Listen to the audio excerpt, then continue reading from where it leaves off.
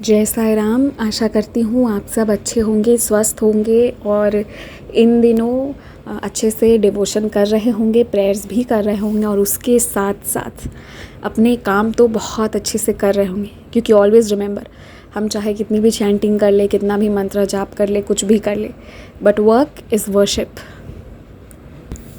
और कर्म तो करना ही पड़ता है ना। तो चलिए इसके साथ शुरू करते हैं आज का ये वाला एक्सपीरियंस। एंड ये है एपिसोड 99। इसके बाद हमारा 100th एक्सपीरियंस होगा, पर ये 100th एक्सपीरियंस तो प्लेलिस्ट 2 पर हो रहा है।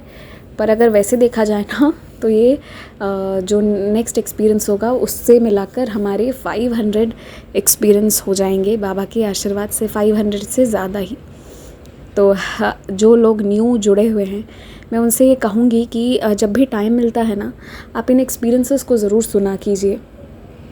क्योंकि सबसे ज़्यादा अगर मैंने किसी चीज़ को कवर किया है बाबा के आशीर्वाद से, तो वो है एक्सपीरियंस और कारण केवल मात्र एक, कि ऐसे ऐसे अनुभूतियाँ हैं जिन्हें सुनकर आपको बहुत अच्छा महसूस होगा, आपका बाबा के प्रति विश्वास बढ़ेगा। ये साई सचरित जी में भी मेंशन्ड है कि ईश्वर का लीलागान करते रहना चाहिए। और इसलिए मैं शेयर कर रही हूँ, आप सुनिए, फिर जब आपको अच्छा लगे तो आप भी अपने एक्सपीरियंस मुझे शेयर कीजिए।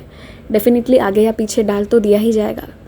और दशहरा डेज़ भी अभी चल रहे हैं, सबका अच्छा हो रहा होगा, है ना।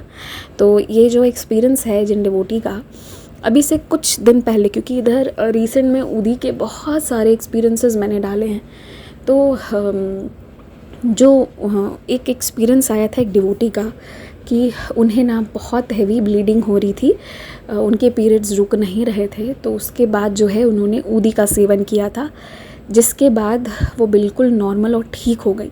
पहले वो डाउट करी थी, सोच रही थी लूँ या ना लूँ। इस बात को हो गया है, बहुत दिन हो गया है, आई थिंक 10, 12, 15, 20 दिन हो गए होंगे। पहले का एक्सपीरियंस है पर इसी प्लेलिस्ट का है।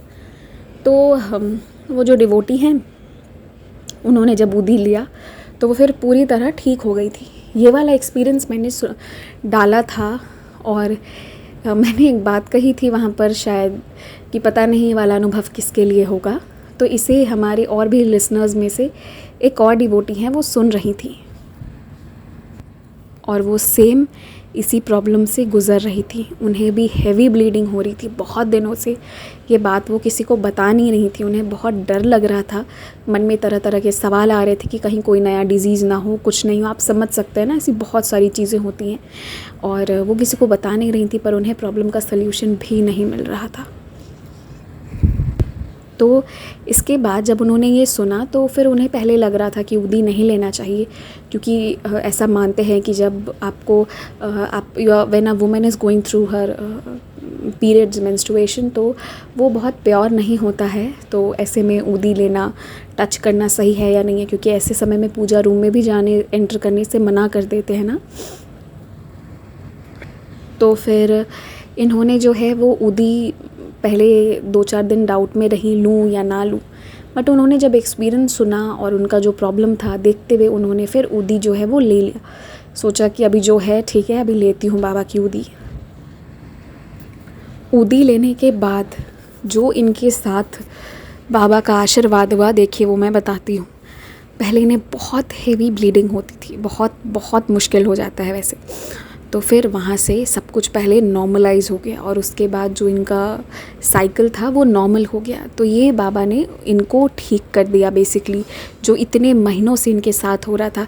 सोचिएगा इस बात को, बहुत ज़्यादा, मतलब कुछ महीनों से ये चीज़ चल रही थी और वो एकदम से जाके ठीक हुई बस ऊदी लेने के बाद। तो कुछ तो है इस ऊदी में, इसलिए आप सब ऊदी का सेवन कीजिए। ऊदी में बहुत कृपा है। ऊदी समझिए साक्षात बाबा हैं, श्री ऊदी प्रसाद है वो। उसके सेवन से डेफिनेटली आपके बॉडी का हर जो वो बीमारी है वो ठीक होगा। मैं ये नहीं कहती कि आप मेडिसिन मत लीजिए या कुछ भी, साथ में ऊदी ज़रूर लेते रहिए। और एक डिस्क्लेमर भी लगा रही हूँ, इसके बाद बहुत सारे लोग ये भी क्वेश्चन पूछ सकते हैं कि जब पीरियड्स होता है तो उस समय हमें मंदिर जाना चाहिए या नहीं जाना चाहिए, आपकी राय क्या है, नहीं है। तो अगर आप ये जो भी हमारे जो भी ट्रेडिशन में जो भी रूल्स बनाए जाते हैं ना, वो बहुत साइंटिफिक चीज़ को सोचकर बनाया जाता है। बस उसको भगवान से जोड़ दिया जाता है क्योंकि बात क्या है ना कि भगवान के नाम पे सब मान जाते हैं, जो नॉर्मल नहीं मानते हैं वो भी। तो क्या होता है कि ऐसे समय में आपके बॉडी से बहुत सारी चीज़ें निकल रही होती हैं। अब पूजा रूम बहुत पवित्र होता है, राइट। आपका प्रसाद भी वहाँ रखा हुआ है, बहुत सारी चीज़ें रखी हुई है, मतलब कुछ ऐसी चीज़ें रखी हुई है, शायद धागा रखा हुआ है जिससे आप बांध रहे हो, हाथ में पहन रहे हो, कुछ भी कर रहे हो। ऐसे टाइम में अगर किसी ने हाइजीन ठीक से मेंटेन नहीं किया या थोड़ा बहुत भी गड़बड़ करी और उसके बाद मान लीजिए अनक्लीन है, हैंड ठीक से वॉश नहीं है, और वैसे में वो सारी चीज़ों को टच करने के बाद कोई और भी कंज्यूम करेगा तो इससे बहुत सारी बीमारियां होती हैं। उसमें से एक बीमारी वो भी होता है, जीन म्यूटेट होता है, जब वो first stage, second stage, third stage वाली वो जो बीमारी है, मैं नाम भी नहीं लेना चाहती, ठीक है, आप समझ रहे हो ना। तो इसीलिए इन सारे रिचुअल्स को बनाया गया है और इसके पीछे कोई मतलब कुछ भी ये जो है बहुत सोच कर बनाया गया है।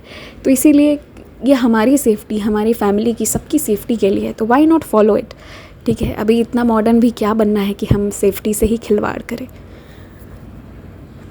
और बाबा की ऊदी को लेकर अगर किसी को डाउट हो कि ऐसे टाइम पे जो है मुझे ऊदी छूने का मन नहीं करता, या फिर छू लूँ तो बाद में नॉर्मल डेज़ में फिर लगता है कि वो ऊदी अब प्योर है या नहीं है, तो ऐसे डाउट्स आते हैं, तो आप उसका एक सल्यूशन निकाल सकते हैं। आप थोड़ी सी ऊदी ना अलग करके रख लीजिए, जो आप इन दिनों में यूज़ कर सकते हैं, ठीक है।